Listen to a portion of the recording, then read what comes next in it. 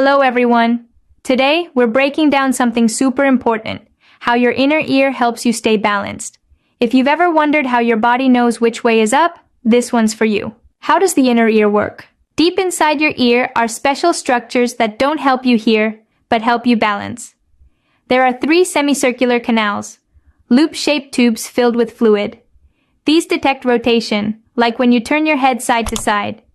Then, there are 2 tiny areas called the utricle and saccule.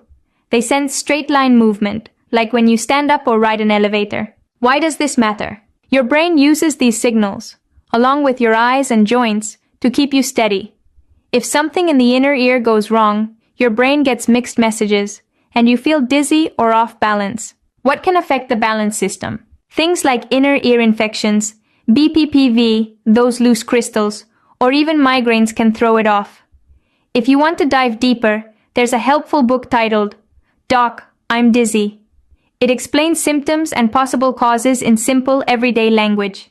You can find it on Amazon or visit neurologist.us for more information. Link in description box below. Stay healthy and see you in the next video.